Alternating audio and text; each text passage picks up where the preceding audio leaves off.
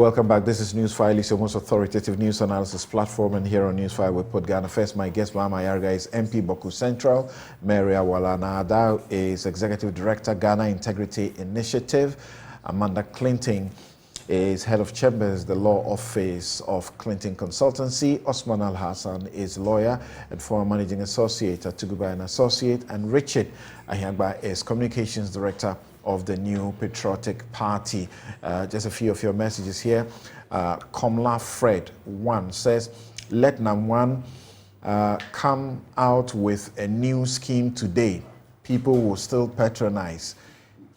They will not question the legality or the genuineness of the deal. They only look at the interest and their returns. After all these, people will still pay to get their profile verified. God have mercy. Little Tete says a gold collectible firm successfully duped many of its clients because it was generally accepted by leadership in the country. This compelled security agencies to turn blind eye to its nefarious activities, let alone investigate the wealth. Number one has been over-pampered. K. Amofa says, why has the government all of a sudden woken up with a #1 case? Justice delayed is justice indeed, is indeed justice denied. Our leaders in Ghana must sit up. And that's from a number of you sharing those views. Okay, Sisi, your message is very long. He says, Samson, it is clear that our governments, most states, institutions over the years have been so irresponsible, non-caring about the plight of the ordinary poor people of Ghana, and they, together with such criminals and corrupt people, have abused the ordinary poor, vulnerable people for a very long time. We don't have credible institutions to hold such criminals accountable, and so they have continued to focus on winning elections rather than putting appropriate measures in place to support the interest of the people. What sort of country is this that allows criminals to steal from the people and state? Okay, so like I said, your message is just too long. Thank you very much for sending them in. Nonetheless, if you make it crispy, we will love that. The Gasma 1 says, is human rights not the very core of policing? If so, why do the police very often see human rights as something that impedes them in their ability to do their job? Many a time, you also find our courts too willing to support the police. Our courts need to sit up. That's in respect of the demonstration. Kenneth Vosa says, democracy with machinations of state institutions is worse than a military rule that sees the progress and development of a country. Okay. Mr. Rhetorician says, I refuse to believe that the police, an institution established to serve and protect the public, even during demonstrations, has become a political tool to stifle citizen rightful dissent against bad governance. It's disturbing. It's a disturbing reality that must be confronted. Thank you very much. The last one here from Al-Haj Suleiman says, while I'm not a lawyer, I think there should be a cause of action in law for the citizens against the state for its failure to protect the citizens. Instead of moving in to close him down, the state behaved like a sitting duck, issuing warnings upon warnings when they knew his operational hideout and could have easily arrested and stopped him. While the citizens have licked their own wounds due to greed, the state has failed woefully and ought to be accountable. I think actually at the beginning of all of these things, Amanda, I think that was one of her angles where she was seeking to have the state be held accountable for the losses of the men's gold customers. Well, let's now go to the Special Prosecutor's Office and see what exactly it is seeking to do on the back of the order to release the frozen accounts, to release the money seized, and also unfreeze the accounts that it has frozen in respect of Madam Cecilia Dapaah and the case that has gotten so much attention.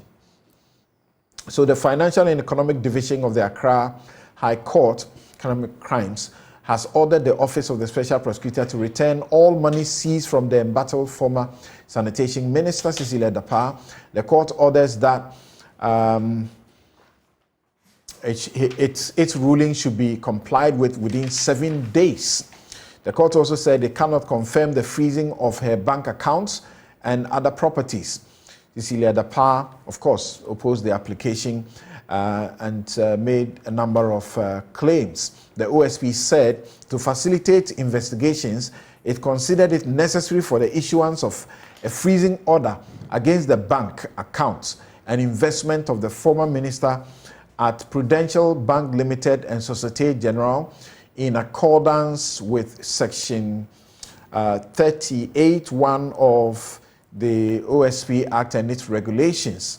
The OSP conducted searches in 3 residential properties of the minister and also retrieved some money and wanted that also confirmed as seized, but the court disagreed with the OSP.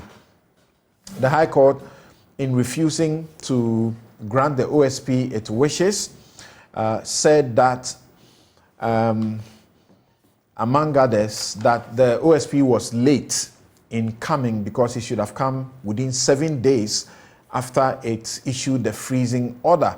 The OSP has disagreed. I'll read the OSP statement to you shortly. But let's begin with Osman on this one. Yes, you have said that this is wrong. The court's posture is completely wrong. How so?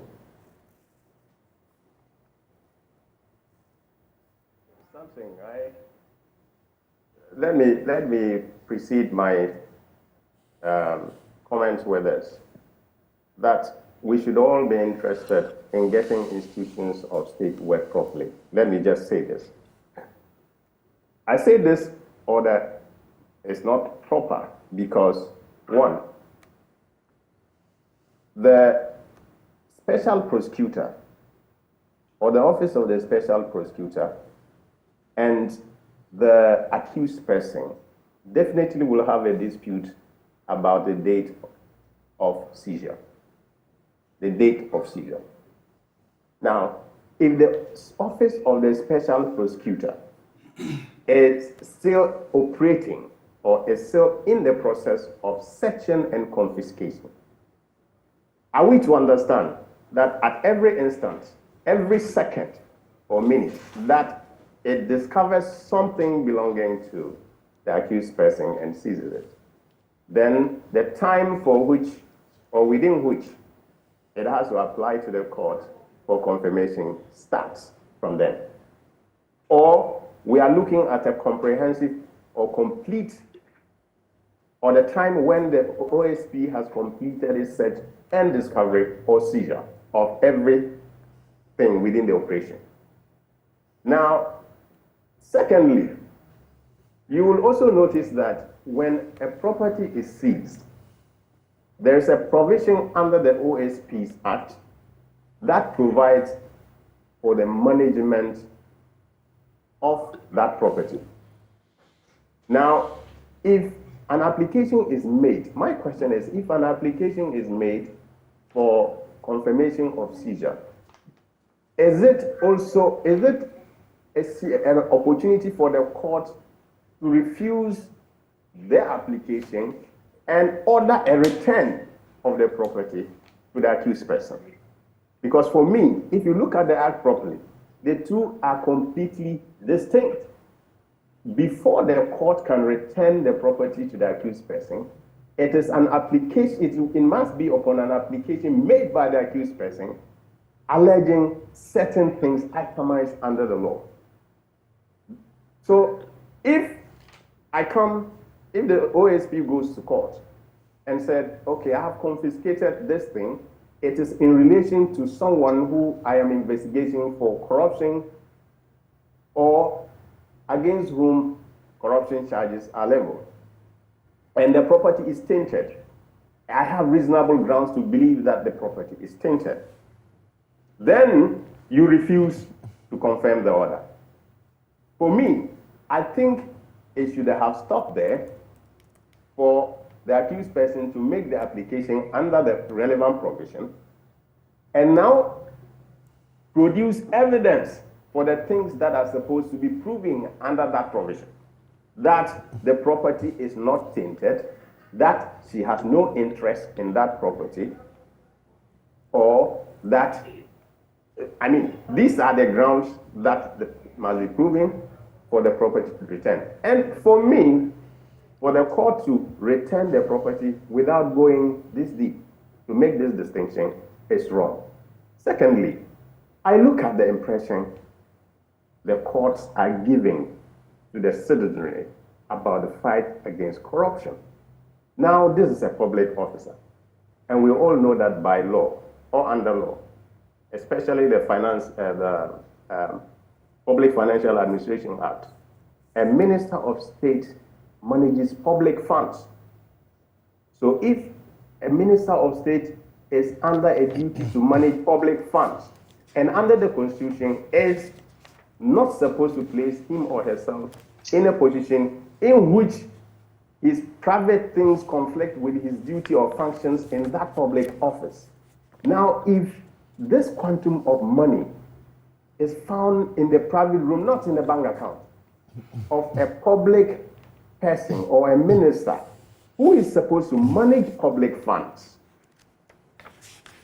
would it be a reasonable grounds for an OSP to think that this property, which is in his custody, in her custody, is tainted? That is the question the court probably would have to answer. Because if you want to come to the conclusion that there's reasonable grounds that the property is tainted or not, then of course you have to go through this process. What is the reasonability of the charge or the investigation? And then you go to the seizure, the account. The account. Now, the application made in respect of the account is also in a separate and distinct provision within the Act. Now, if what need be proven there? That, look, the person is being investigated for corruption-related offenses. He's been charged, and again, that there is reasonable grounds that the property or the account, what is in the account, is tainted. So for me, I am interested in how the court gets to the conclusion that the property is not tainted, or there is no reasonable grounds for the property to be seized. I see. Were you referring to, I want to look for this particular section of the OSP law, freezing of property, yes. Section 38. It says, where the special prosecutor considers that freezing of property is necessary to facilitate an investigation, or prosecution, the special prosecutor shall in writing direct the freezing of the property of a person or entity being investigated. So when you said if you are being investigated, is that enough to hold the money? If you get to section 40, it says issuing of freezing orders. It says where an application is made for a freezing order, the court shall issue the order if it is satisfied that A, The respondent is being investigated for corruption or corruption-related offenses. The respondent B is charged with corruption or corruption-related offenses. What will be the justice if the person is only being investigated, they have not been charged, and you are seizing their property? Don't you see that's where the court is thinking? That it's not fair, human rights?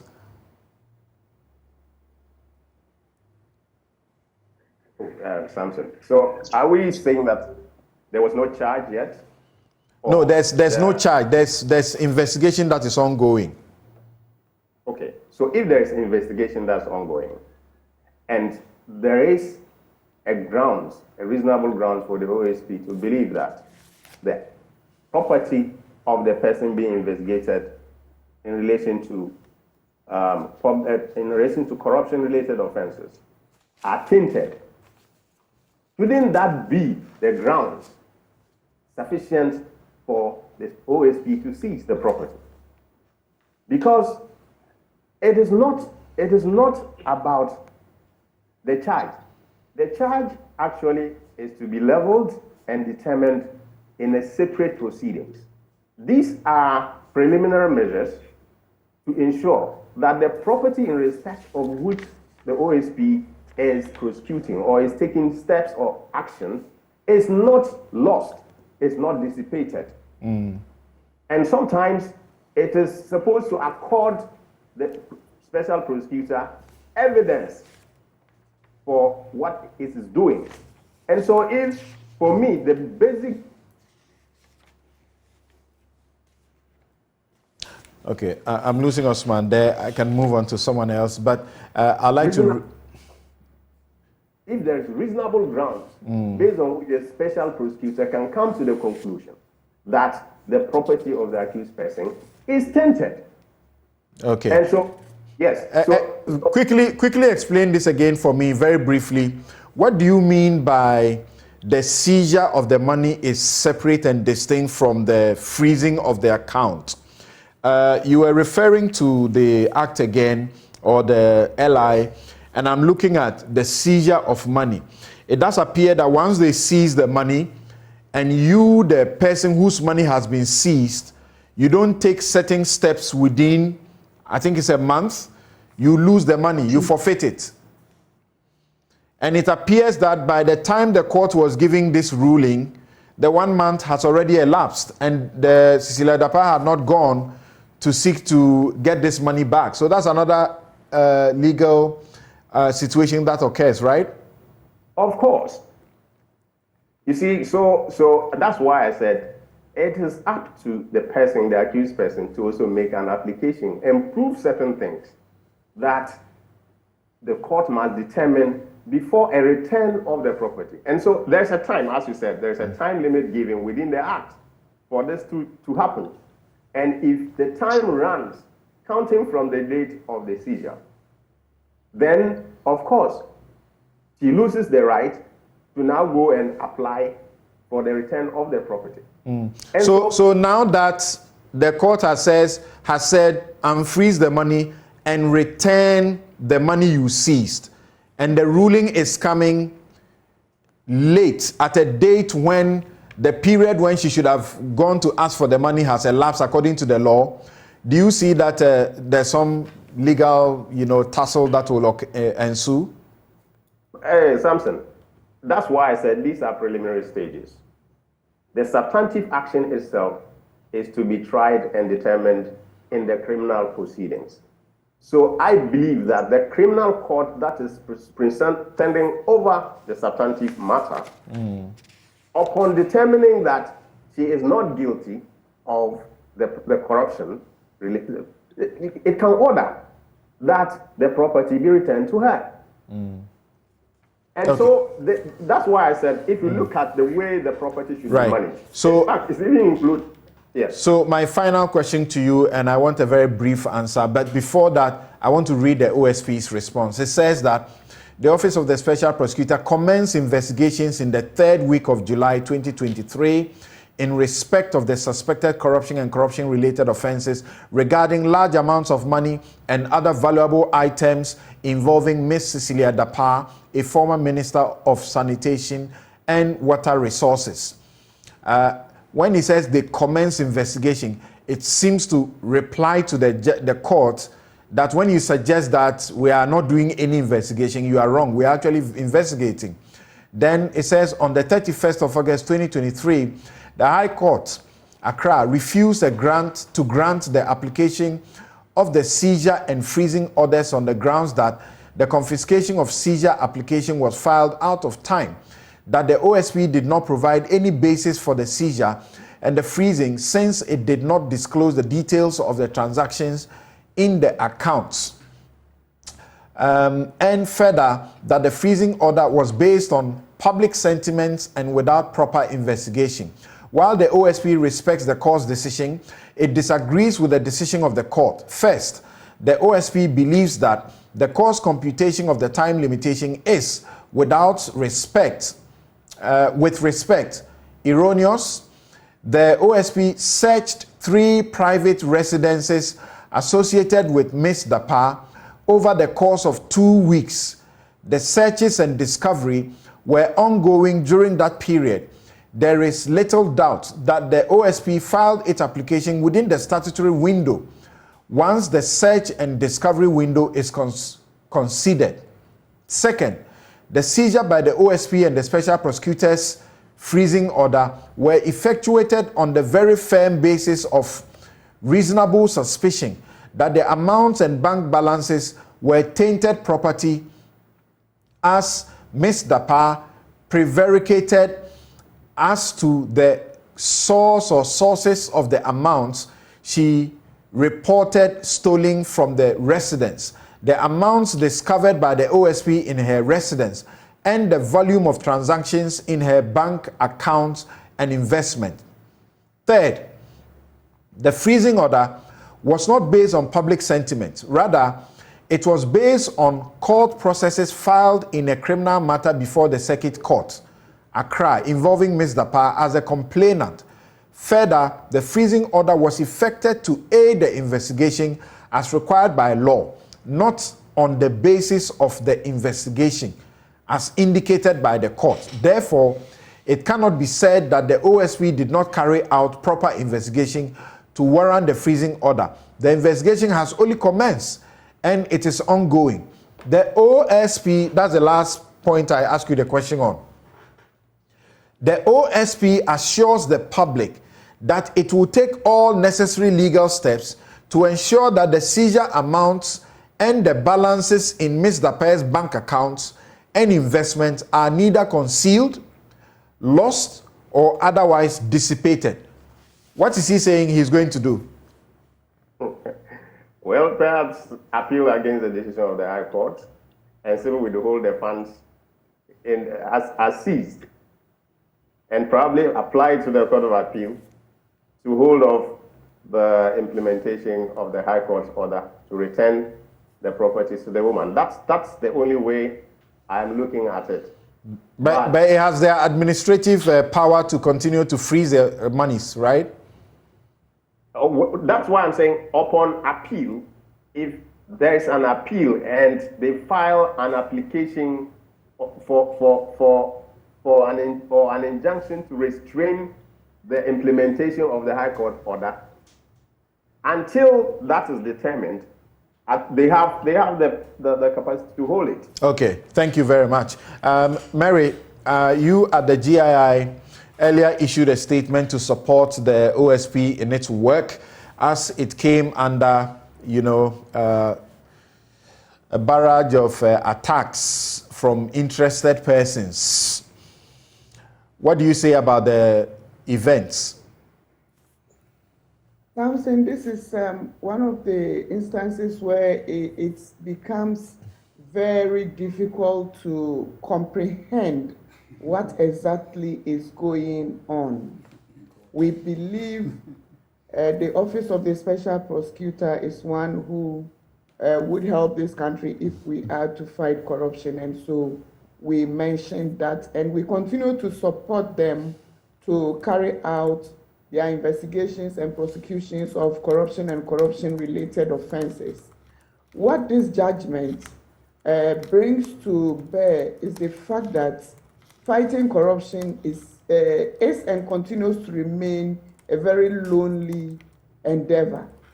It is a difficult one at that, because we have put around us many legislations and also frameworks that seek to fight back when we are trying to fight corruption. It is so, it's pure and simple, because you realize that in the instance where a public officer, and this has been eloquently spoken to before, a public officer has so much money, huge sums of money in her home, the Office of the Special Prosecutor initiates an investigation and then goes to court to ensure that these monies are kept so that there is no doubt that somebody would go and pick it up. If you remember, this has happened before. I do not want to recount the specific example where accounts were frozen, and when they were unfrozen, something you know, the GI was involved in this in a matter which was taken to Shraj. This man, the court unfroze and the monies went away. I don't want to mention the names. So it's sad when these things happen, particularly because there is an but Mary, it does appear that sometimes when they are pursuing these matters, when a court doesn't confirm the freezing for them, which is the confirmation that they can keep for a longer period, what they do is that if you say unfreeze, they will unfreeze it, the next minute they will freeze it again. And they have the administrative power to continue to freeze it within those short periods. And so let's hope and pray that the OSP does that and does it quickly. But that is not to say that we have any credibility doubts. What we want to do is that due process is served and the interest of the citizen is, in this case, upheld. We believe that fighting corruption should be supported by all institutions of states. And when we say that, we mean the adjudication institution as well. We are not saying they shouldn't do their work. We don't begrudge the judge for citing her instances for ordering the special prosecutor to do to unfreeze the account. But then we believe that to give some support to the fight against corruption and then disabuse the minds of the people that when you fight corruption, corruption has the tendency to fight you back. And for that matter, we shouldn't engage at all. And also, remember, some of these have the tendency of emboldening public officers to continue to do what others have done in the past. And so not to set bad examples and precedents, we should be seen to be manifestly fighting corruption and not just encouraging people to carry on because the law says so and the law must be upheld. From what we know, from what we know and by what the OSP has done in court, it says freeze this account. I have seen this account and I've seen X amount of money being the cumulative transaction over a period, $5 million and so on, 48 million million Ghana cedis and so on. The OSP, by that, will already have the evidence of the bank statement. So even if it's unfreeze the account, can't it use those for its purposes in the court? Or the only problem is that maybe by the time you are finished, the money is finished? Exactly, and something that would be a very big injustice to the people of Ghana. We need to ensure that whatever is frozen is kept intact, so that at the end of the day, if there is culpability or that it is being found that the person is free, then she keeps her resources. But then we do not want an instance where at the end of the day, the state is shortchanged. So let us ensure that we are protecting the interests of the citizenry while also engendering trust, because that is the issue.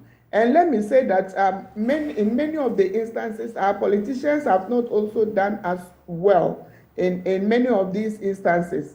Let us all speak against this. Let us all stand united that we want to have some very good precedent being set for the people of Ghana. All right. So that when we are talking to issues around public officers, be they around ethics or criminality, we talk as a collective and not as the disjointed units. This would not help us, and it is beginning to erode trust. And when trust is eroded, we have a lot of challenges convincing our citizens, and we have seen around the continent some of the mishaps and some of the happenings. We do not want to get there.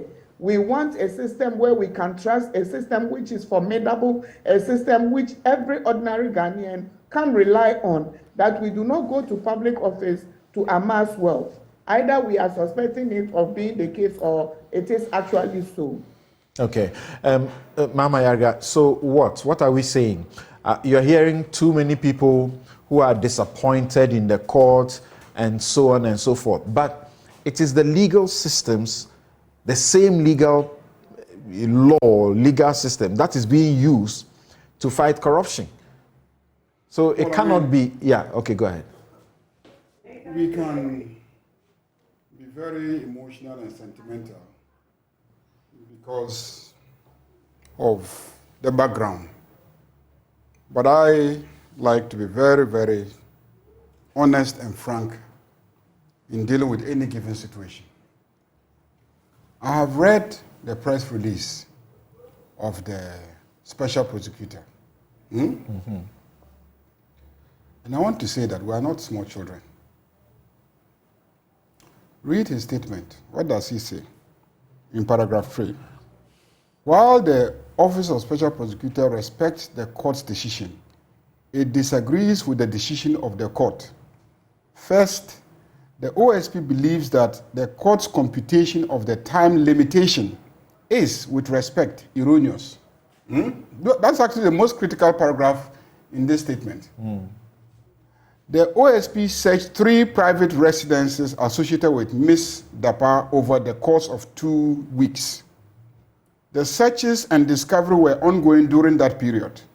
There is little doubt that the OSP filed its application within the statutory window once the search and discovery window is considered. You see, I am not a fan of Cecilia Dapaah. I don't think what she has done is right. But I was in Parliament and I participated in passing this law. If you look at Section 32 of the Office of Special Prosecutor Act, 32(2). 32 gives the special prosecutor or his agent the powers to seize. To search and seize. Search and seize what is suspected to be tainted property. Okay? But 32(2) says that the special prosecutor shall apply to court within 7 days. Within 7 days to confirm the seizure. This is somebody's private property. And if you take it, we say run to court within 7 days and confirm the seizure. That's in 32(2). Yes, confirm the seizure. The special prosecutor shall apply to the court on notice within 7 days to confirm the seizure. Exactly, that's what the law says. Now, this third paragraph, convoluted. There is nothing in that paragraph in which the special prosecutor is saying that from the date to when we ran to court to apply for the seizure, it was 7 days. We're not talking about when you went to search the property. We're not talking about how many properties you searched, whether you searched 3, 4, 5, whatever. Whether it took you 1 year to do your searches, it doesn't matter. The specific date that you seize this particular item, that is the date we are supposed to start counting from. After 7 days, if you haven't gone to court to confirm it, you have breached Section 32 of your own act. So he shouldn't try to throw dust into our eyes. If you are negligent, admit that you are negligent. If you haven't performed your task as expected of you, admit that you have not performed your task. The judges are there to protect the rights of everybody, just as to also ensure that you exercise your powers properly. So, did the special prosecutor run to court within 7 days of seizing the property or not? That's the crucial question that has to be answered by the special prosecutor. If he did not, why didn't he? In the face of 32(2), which clearly says that for him to continue to hold that asset, he must go and have it confirmed by a court. If he didn't go, he can't come and be throwing dust into our eyes. And if he didn't go, he only knows what motivated him not to go within the statutory period. 32(3). If you read further, it says, where the special prosecutor fails to prefer charges within 60 days after the seizure, the special prosecutor shall release the seized property to the person whom it was seized. How do you reconcile this with 32(2)? No, it's very simple. You see, you seize property not because you have convicted somebody. You seize it in the course of investigation. So we're not saying that you must have concluded your investigation before you seize property. No. In the course of the investigation, if you have reasonable cause to believe that this property is likely to be tainted, then you should run to court after 7 days of taking the property to say, look, I suspect that this property is tainted. Look, I'm investigating her. She was a minister of state. Every year she had a budget of $100 million to make sure that the city is clean, and then, water contracts are awarded. She awarded, contracts for the cleaning of the lagoon and etc., which cost, $100 million and etc. So she managed public money. Okay? Now we found money in her house. We suspect that it could be the proceeds of corruption. But we are still investigating. So can you allow us to keep this money so that we can conclude our investigation? If we conclude that no, she has given sufficient explanation for the source of the money, we'll give her money back to her. But if she is not able to give sufficient explanation, we're going to prosecute her. And whilst we are prosecuting her, please allow us to keep the money. Otherwise, if you let her hold this money, get hold of this money, and then we convict her, and then we go to now seize the property because it belongs to the state, and then it is no longer there. Is the special prosecutor not telling you that? Listen, you how you say it should be computed. Yes. That is where the court is wrong. No, the court is not wrong. He's saying from here that if you are taking our last day into consideration, then we did 2 weeks of searches. No, I'm saying that. Which 2 weeks of searches? You should not be counting that. You are saying it is the last day, the day you declare the property as seized. The issue is not searches. The issue is the moment that you seize, you took possession. Seizure is when you take possession of the property. It's not when you declare that you have seized it. When you took possession of the property, and when you deprive the owner of possession of the property, that's the moment at which you have seized the property. Okay, so this last one, let me bring in this last one for you to help us, because I referred that to... What is the definition of seizure? I'd referred that to Osman too. Regulation 15 of its regulations. Seizure and detention of currency suspected to be proceeds of corruption. Where an authorized officer seizes currency suspected to be proceeds of corruption, that authorized officer shall complete a currency seizure form as specified in Form 4A of the first schedule and issue a currency seizure notice in accordance with Form 4B of the first schedule to the suspect pending investigations. The form says Form 4A and B. Form 4A, it just says give your name, whatever, the type of currency, the amount of money, the denomination, and the condition the money is in, and so on, and the day in which it is taken. Then the Form 4B says currency seizure notice. So you give this to the person. It says take notice that the under-mentioned amount of currency is liable to forfeiture, and you should, within 1 calendar month from the date of this notice, give notice in writing to the office. In default of such notice, the currency shall be deemed to have been lawfully forfeited to the state. If you give notice of claim or intended claim within the time specified above, legal proceedings for the forfeiture of the currency will commence. How do you take this in addition to 32(2)? It says give them a notice, seize the currency. The notice is for 1 month, correct? 1 calendar month. And it says within that period, you whose money has been taken, you must make a claim. If you don't make a claim, the money is deemed to have been seized to the state. You see, the Parent Act makes provision for the person seizing the property to notify the person's property, the person whose property has been seized. That's right. And give an account of exactly how much has been seized. There's accountability mechanism there. So the regulations is simply trying to define the mechanics of achieving that. For me, that is not the issue. The issue is when is a property seized. It is seized when you take possession and deprive the owner of possession and control of the property. That's when a seizure has taken place. Okay. When must you apply for confirmation? You must apply for confirmation within 7 days. I'm saying that the special prosecutor did not do that. He has been negligent. Okay. He wants to throw dust into our eyes. Thank you. By issuing these long, convoluted statements. Yes, and the courts are there to protect everybody. The conclusion is... So let's not blame the court. The conclusion is what I'm asking your view of, and I'll go to Amanda too about that before I come to Richard. He says he assures the public that it will take all necessary legal steps to ensure that the seized amounts and the balances in her accounts and investments are neither concealed, lost, or dissipated. I disagree with the court. It's not that I agree with the court for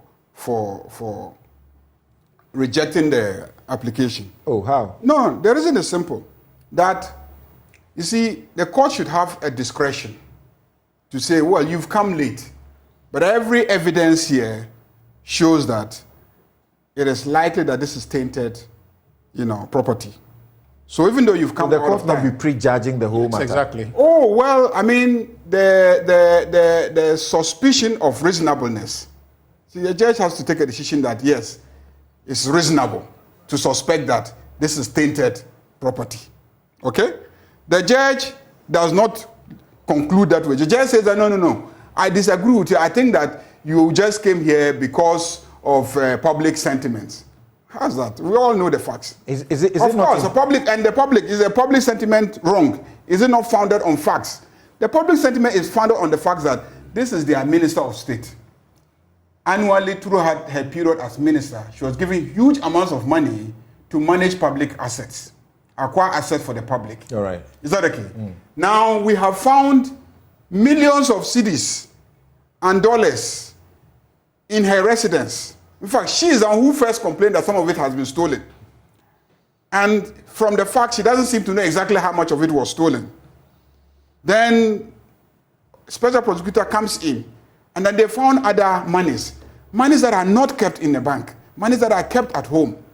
So, prima facie, any reasonable person, but why are you keeping such huge amounts of money at home? Why?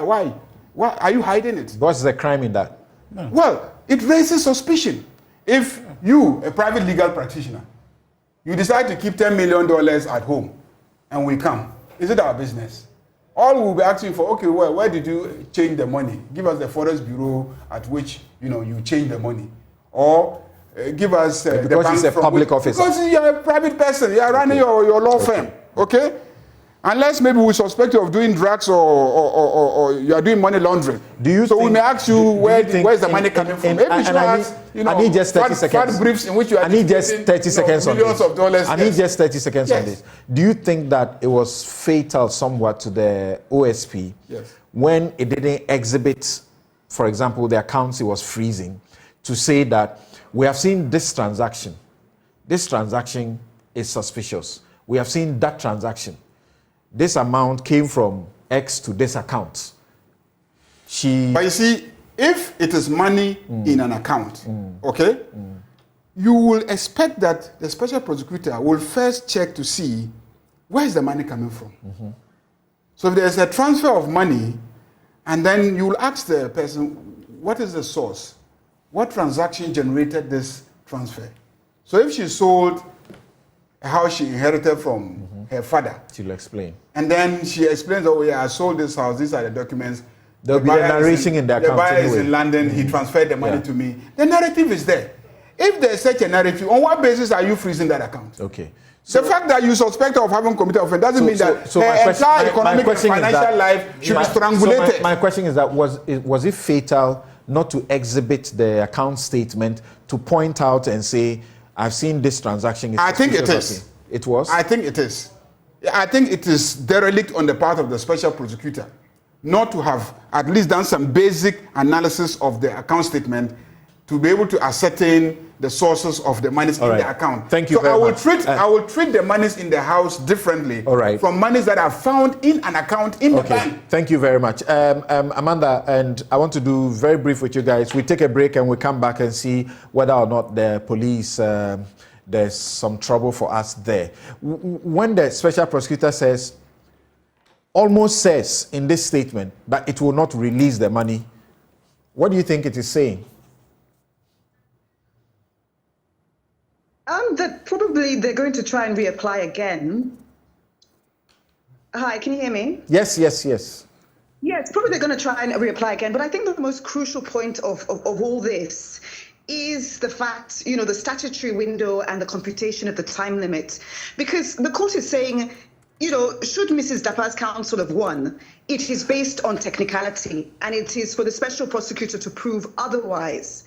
Furthermore, in accordance with Section 38(2) of the Act, the special prosecutor shall within 14 days after the freezing of the property apply to the court for a confirmation of the freezing.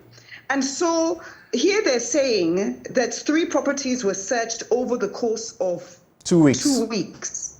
But then also they have to apply within 2 weeks. So that's one point. If Dapaah's counsel won, it was on technicality. Yeah. The seizure, the timeline for the seizure is 7 days. It is the freezing that has 14 days. Yes. And furthermore, I think it was a bit too far for Mrs. Dapaah's counsel, apparently, at the virtual sitting, to say that it's an arbitrary exercise of power, misrepresentation of facts, and a media frenzy. I mean, this is in no way a media frenzy. It is in the public interest when you can classify something as tainted based on the volume in the accounts, the amount she reported missing in the property, and the amount that they seized.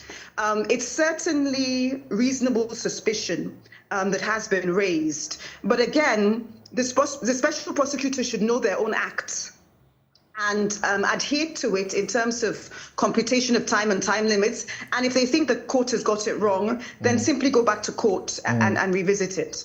All right. But an important thing, the judge seems to suggest that, what are you talking about when you say you are investigating corruption and corruption-related offenses? What exactly is that? Even though the OSP Act says when you are investigating corruption-related offenses, can you actually put somebody in court under a charge of corruption-related offenses? No.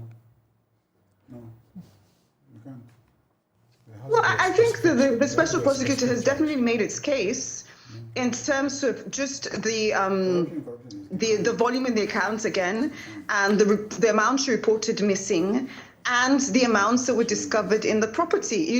As a public officer, it raises more than reasonable suspicion. And the case has not in any way been concluded. These are preliminary matters. Right.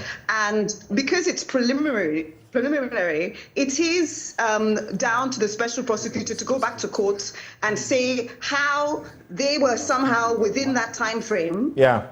And if it's true, then, but it is also a lesson for the special prosecutor. They must know. Yeah, so according to the Special Prosecutors Act, Section 78, corruption and corruption-related offenses is the general rubric and not the specific offense. 79. Right, 79. It then provides the specific offenses.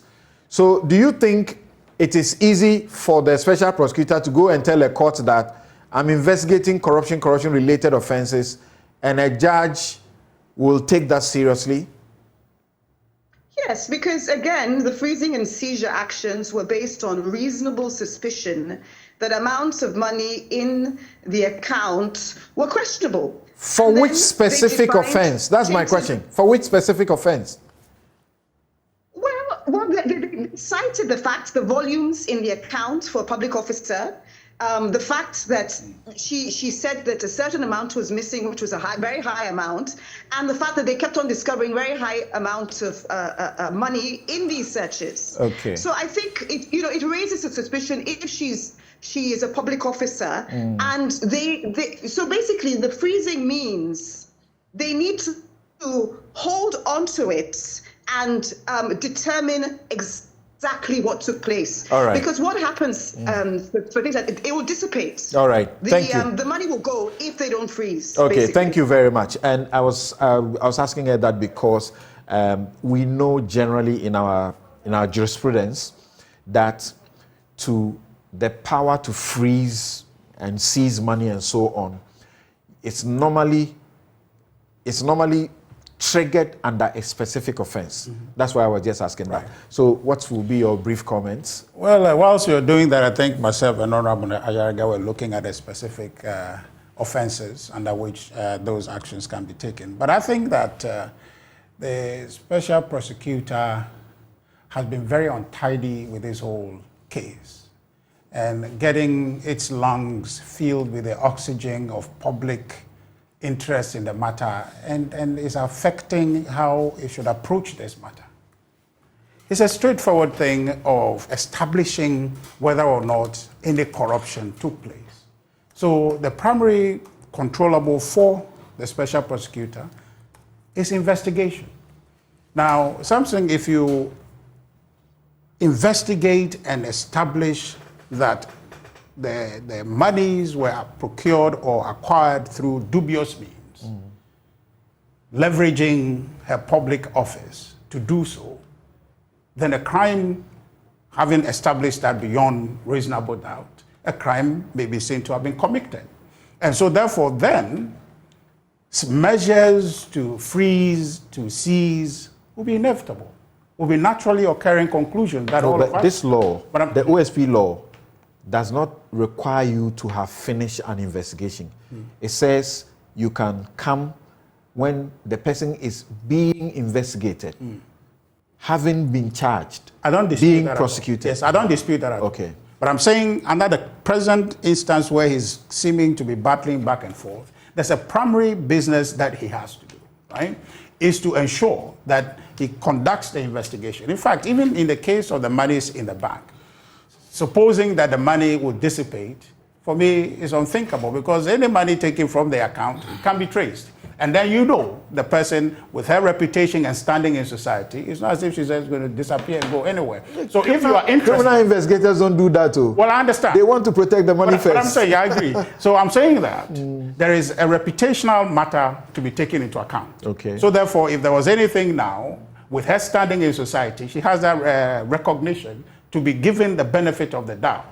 But what I think the special prosecutor is drifting away from is the focus on the matter, because I have personal interest in ensuring that this matter is investigated expeditiously. Okay. Because it has implication for my party, it has implication for the Madame Cecilia Dapaah herself and her reputation and family.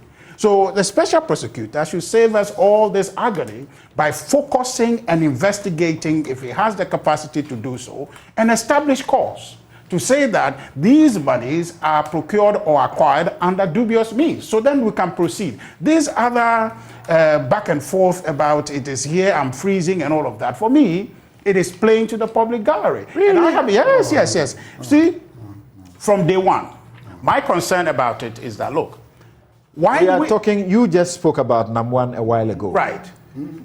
Yeah, so Ioko had to move in, freeze the assets. Yeah. hold them so that they are not dissipated. Yeah. As we talk, we speak. But there's many more. I agree with you. That the state wishes that it could know the sources and go and hold on to them. But you know that even in law, personal recognizance of an individual is key, right? So with Madame Cecilia Dapaah, that recognition exists that she would not do anything untoward. No, in fact, but the money, you don't trust to that extent. I agree. But I'm saying that that's a small point, right? It's a minor point. And I'm saying that the big point and the main issue of preoccupation is the establishment, of course, of that money. Because you cannot suppose that because she has that money and she's a public officer, she cannot earn that money.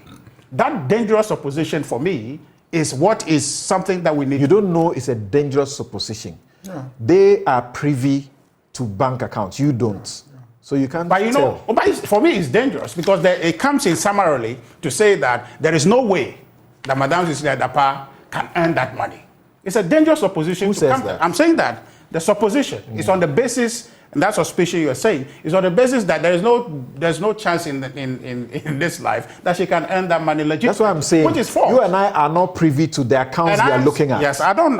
And the monies that they seize from the house, you don't know what led and the processes towards the seizure of the money and how they were found in the house. You don't know. We don't know. Well, I don't understand that. But I'm saying that whether the monies were hidden, whether they had to take them extra effort to discover the money, you don't know. But I'm saying that, given all that matters that you're saying, the basic supposition that we suspect, and in fact, I don't want to read, Honorable talked about the first point in relation to the time limitation as the most crucial point here. I think that the second point is equally crucial, and one that for me I find very objectionable to suggest that, and this is where the supposition actually comes in, saying that their basis, one of their bases, to want to move and seize the account or freeze and seize the account is on the basis of her prevarication. Now, to say on that, the assumption there is to say that she's prevaricating, she's being evasive, she's not telling the truth, she's beating around the bush. I find that in reference to an honorable person like Madame Cecilia Dapaah as objectionable. Okay, to the extent that you have an investigation to carry on the investigation. You have your law to comply with. If you fall within the limit of it, then go ahead and get the order confirmed or not. But here we have found he's not been able to adhere to the law. Now, number two, having failed to adhere to your own law, you are making suppositions that are dangerous in the sense that you are trying to smear the individual, you are trying to prejudge the case that she must have done something wrong, and so we must hold the money. I find that to be very objectionable. The truth is that I support, and all of us support, the special prosecutor. He's been doing a very nice job, but the objection I take to the work that he's doing is the exceeding publication of the work in the media. As a citizen, we are not interested in all these discoveries or scoops that come out. You should go ahead and do the investigation. What we are interested in, or should be interested in as citizens, is to say that he has resolved or preempted a corruption case by recovering money for the state. You know, what part of his function is to contribute to revenue generation. So therefore, if he does that, and recover monies that belong to the state, otherwise in people's pockets, in people's accounts. That's what we're interested in, is to take less interest in this media publicity and focus on the investigation. So for me, something right now, even with the court's ruling to have him take his hands off the account and the money, it does not in any way impede the special prosecutor from proceeding with the investigation, because that is what he can control. So he should move speedily to investigate and establish cause if possible, and then all of us then will come to this table and commend him for what he's doing, and then ensure that people cannot abuse the resources of the state. But for now,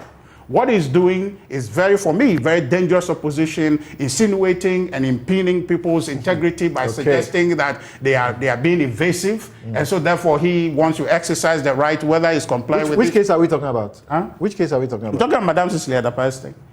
That he feels that because Madame Cecilia Dapaah, in his view, is prevaricating or more or less cannot establish. Is it a feeling?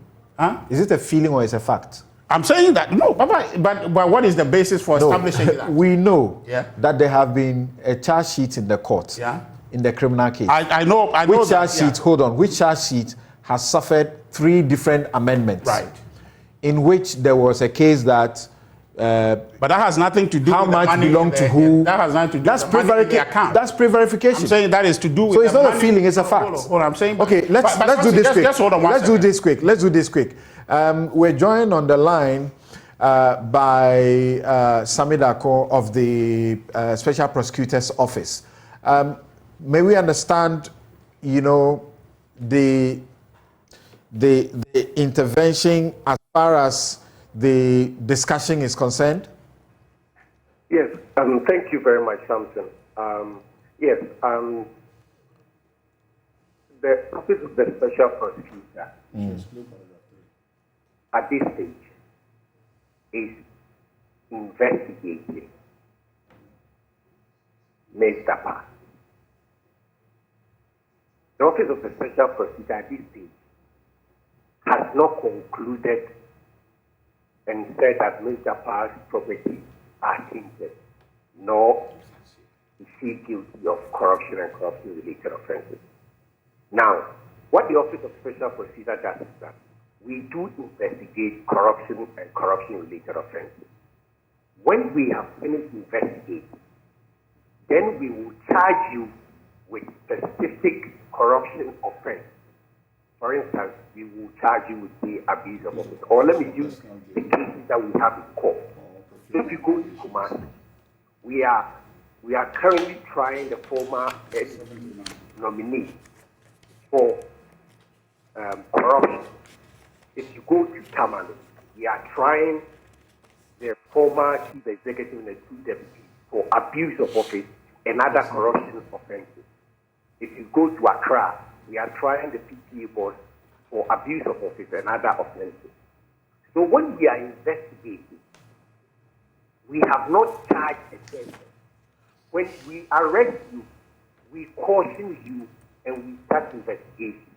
What our law says is that when we think that the property is likely to be tainted, we should go to court after administrative freeze to then confirm the seizure. We have 14 days. And in this particular case, we were within the time of 14 days. So we were there on 14 days.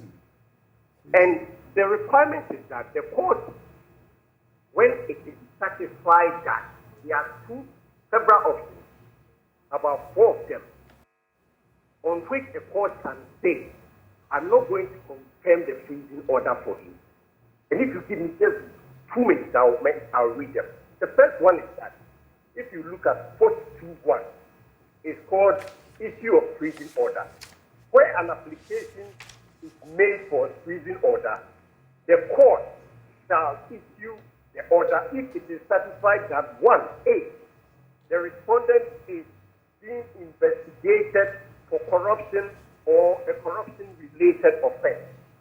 B, the respondent is charged with corruption or corruption-related offense. C, there are reasonable grounds to believe that the property is tainted property. D, the respondent derives benefits directly or indirectly from corruption or corruption-related offenses. Then there is C. And then the last one, which is the F, there are reasonable grounds to believe that the confiscation order shall be made under the Act. Now, the question you ask yourself is that we came under A, that Ms. Dapaah is being investigated for corruption and corruption-related offenses.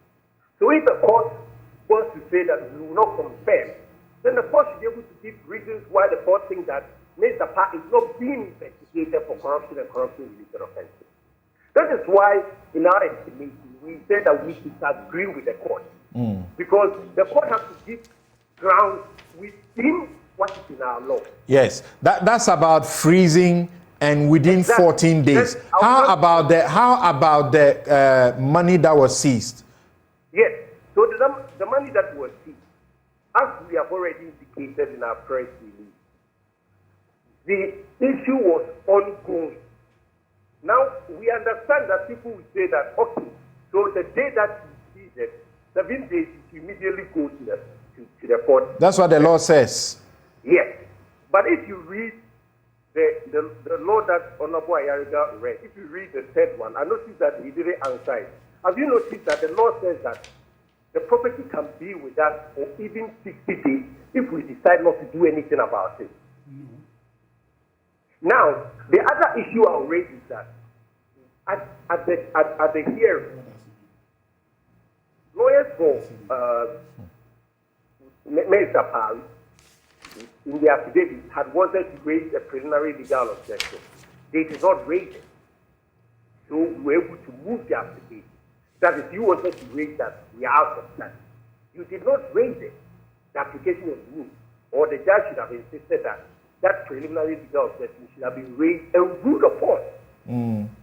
But the preliminary legal objection they intended to raise, did they depose to it in the affidavit? They deposed it in the affidavit, but as you know, it should be raised before we move the motion. But we did not raise it, and we've already removed the motion. Okay, thank you very much. But the most important thing we wanted to know from you is this.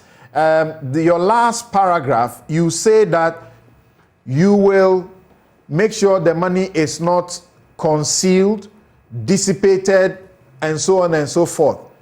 The order is that you should release it within 7 days. As the special prosecutor indicated, we are going to comply with the order of the court. But as you also know, we also have several legal avenues available to us to ensure, as we have said, that the money is not dissipated, neither is it taken away. And you are aware that there are several options we have. An appeal? No, in this instance, there is no talk about an appeal. There is nothing like an appeal. You unfreeze it, in the next minute you freeze it. She'll be standing by her account. Immediately you unfreeze it, she takes it out. Something. I think what the point that is important is that you are still saying that we will use every legal means available to us. Okay. There are several legal means available to us in respect of the seized money, okay, in respect of a freezing account. All right. And as we have indicated, we will make sure that we use every legal means available to us to ensure that the seized money is not returned. Something, if you just indulge me just 1 minute, the whole idea of preservation order is just to help us do our investigation and be able to tell Ghanaians that indeed these amounts are tainted or not tainted. But a lot of people are going ahead of themselves and behaving and believing as if OSP is saying that the monies are tainted and we are now going to court. No. If we believe the monies were tainted, we would have charged Mr. Dapaah straight away. It's because we do not know. As for the money being tainted, you guys have said so. It's not the public that is saying so. No, it said you suspect that it's tainted. Okay, if you don't suspect it's tainted, then all right, you don't need to investigate. All right, thank you very much. Sami Darko is with the Office of the OSP in charge of strategy and communications. Thank you very much. We take a break here.